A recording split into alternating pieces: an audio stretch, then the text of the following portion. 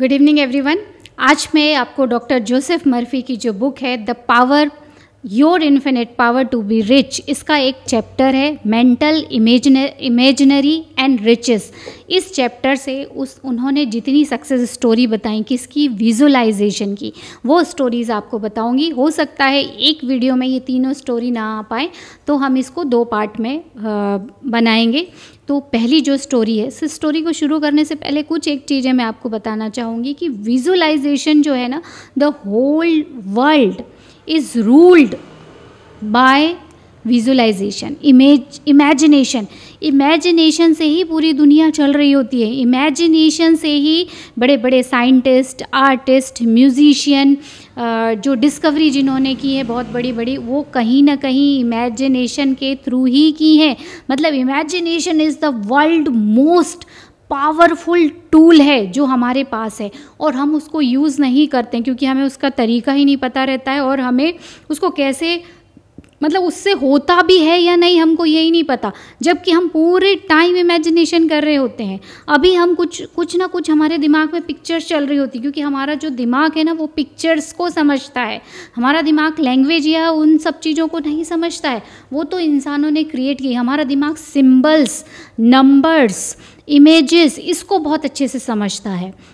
अगर आपने ए बोला तो कहीं ना कहीं ए की इमेज आपके अंदर बनी होगी, एप्पल की इमेज आपके अंदर बनी होगी, तो कहीं ना कहीं हमें उसके पावर को यूज़ करने का सही तरीका नहीं बताया, और ये भी नहीं बताया कि उस पावर से आप क्या कर सकते हो।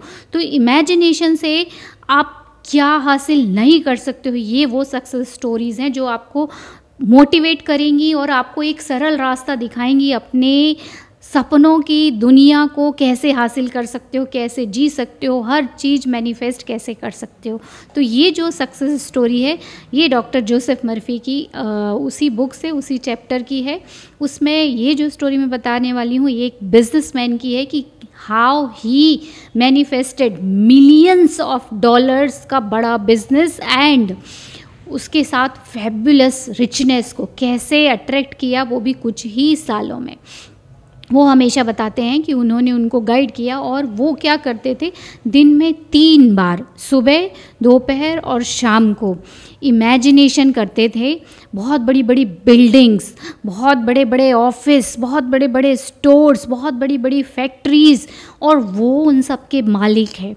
वो उन सब चीज़ों को इमेजिनेशन करते थे कि बहुत बड़े बड़े स्टोर्स हैं मेरे, बहुत बड़ी बड़ी फैक्ट्री हैं, हज़ारों एम्प्लॉई वहाँ काम कर रहे हैं, बिल्डिंग्स हैं, ये सारी चीज़ें वो इमेजिन करते थे। सुबह करते थे, दोपहर में करते थे और शाम को या रात को, 3 टाइम वो कंसिस्टेंटली डिसिप्लिन के साथ कंट्रोल्ड इमेजिनेशन उन्होंने किया। कंट्रोल्ड डायरेक्टेड इमेजिनेशन क्या होता है, मतलब एकदम फोकस्ड।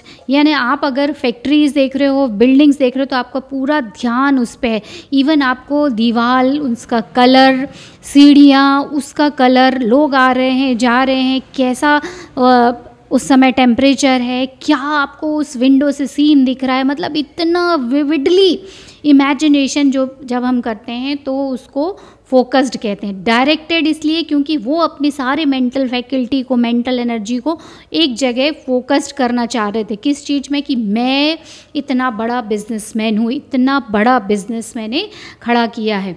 तो वो बिल्कुल फोकस्ड थे, सेंटर्ड था, फोकस्ड था, डिसिप्लिन था। हर एक निश्चित टाइम के बाद वो अपने दिमाग को फिर से याद दिलाते थे कि मैं ये व्यक्ति हूँ, मेरी ये चीज़ें हैं, और उसको फेथ के साथ करते थे वो। तो उसकी वजह से कुछ ही सालों में वो धीरे धीरे ऐसे लोगों को अट्रैक्ट करते गए, इवेंट्स को अट्रैक्ट करते गए, अदर बिजनेस पार्टनर्स को अट्रैक्ट करते गए, और अपने मनी को अट्रैक्ट करते गए। अपने बिजनेस के लिए जितनी इम्पॉर्टेंट चीज़ें थी, जितनी रिक्वायर्ड या नीडीनेस, जो जितनी चीज़ों की ज़रूरत थी, वो सारी उनके सामने आती गई। वो अट्रैक्ट करते गए, वो उसको यूज़ करते गए और आगे बढ़ते गए। तो ये देखिए कि कैसे उन्होंने यूनिवर्सल लॉ ऑफ अट्रैक्शन को यूज़ किया, और इसी लॉ ऑफ अट्रैक्शन की वजह से उन्होंने अपनी सक्सेस को अट्रैक्ट किया। और कुछ ही सालों में वो सच में वो उतनी बड़ी बिजनेस मतलब वो एक कॉरपोरेशन के बिजनेस कॉरपोरेशन के प्रेसिडेंट बन गए और फिर उन्होंने स्टोर्स अपने हर जगह खोलने, पूरे वर्ल्ड वाइड खोलने शुरू किए। और एंड उस बुक में लास्ट में यही लिखा है, now he is a fabulously rich person and the president of that corporation.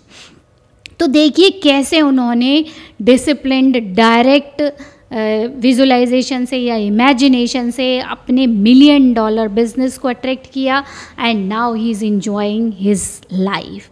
कितनी अमेजिंग स्टोरी है कि आप भी सिर्फ विजुअलाइज कीजिए जो आप चाहते हो, उस चीज़ों को देखना शुरू कीजिए, डिसिप्लिन में देखिए, फेथ रखिए एंड सी द मैजिक और miracle of universal law of attraction का आप जादू देखिए कि कैसे वो चीज़ें आपके जीवन में आती हैं। और ये स्टोरी आप चाहो तो यूट्यूब पे भी डली हुई है, बस इंग्लिश में वो चैप्टर है, आप जाके सुन सकते हो एंड सी एंड फील कि सच में विजुअलाइजेशन आपके लिए क्या नहीं कर सकता है।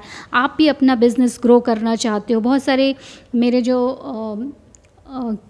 मुझसे जो पर्सनल सलाह लेना चाहते, सजेशन लेना चाहते, वो बोलते हैं हम अपने बिज़नेस को कैसे ग्रो करें। तो बेसिकली मैं बोलती हूँ पहले इनर वर्क करना शुरू करो, अपनी एनर्जी फ्रीक्वेंसी को चेंज करो एंड आउटर वर्ल्ड ऑटोमेटिकली धीरे धीरे चेंज होगा, क्योंकि यूनिवर्सल लॉ ऑफ अट्रैक्शन इस तरीके से ही काम कर रहा होता है और वो वैसा करते हैं और धीरे धीरे उनके जीवन में अपॉर्चुनिटीज़ आती हैं और वो उसको ईजिली अवेल कर पाते हैं और वो धीरे धीरे ग्रोथ कर पाते हैं। तो देखिए कितना